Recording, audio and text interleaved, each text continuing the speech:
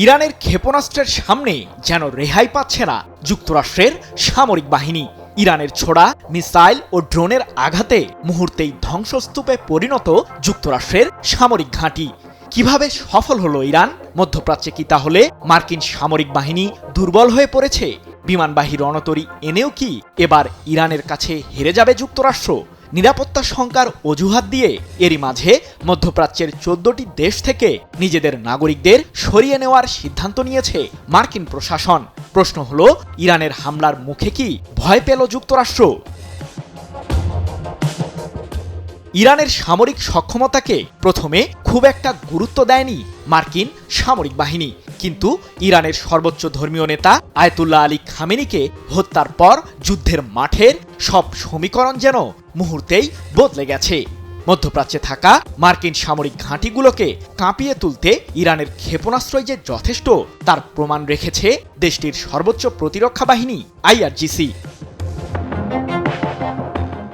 ইরানের বিরুদ্ধে যুক্তরাষ্ট্র হামলা শুরু করলেই পুরো মধ্যপ্রাচ্যে আগুনের শিখা ছড়িয়ে পড়বে এমন হুঁশিয়ারি যুদ্ধ শুরুর আগেই দিয়েছিল IRGC, কিন্তু সেই হুঁশিয়ারিকে গুরুত্ব না দেওয়ায় যুক্তরাষ্ট্রকে এখন তাদের সেই ভুলের কড়া মাসুল গুনতে হচ্ছে।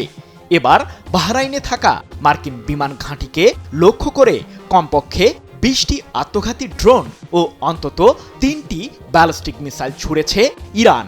আর এতে মুহূর্তেই লণ্ডভণ্ড হয়ে যায় বাহরাইনের শেখ ইসা এলাকায় অবস্থিত মার্কিন বিমান ঘাঁটিটির প্রধান কমান্ড সদর দপ্তর।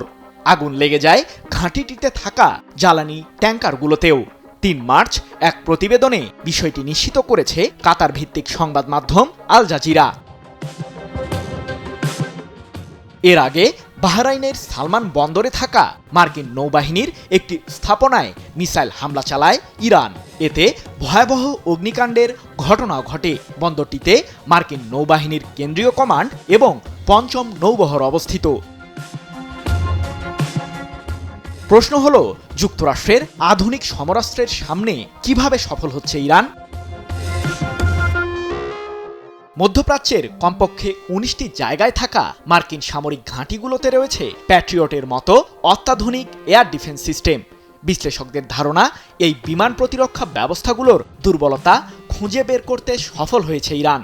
এমনকি সম্প্রতি ইরানের পররাষ্ট্রমন্ত্রী আব্বাস আরাকচি জানিয়েছেন, 2 দশকেরও বেশি সময় ধরে মধ্যপ্রাচ্যে থাকা যুক্তরাষ্ট্রের সামরিক বাহিনীকে ঘিরে গবেষণা চালিয়েছে তেহরান, যার কারণেই এবারের যুদ্ধে মার্কিন বাহিনীর বিরুদ্ধে সফলতা পাচ্ছে ইরান।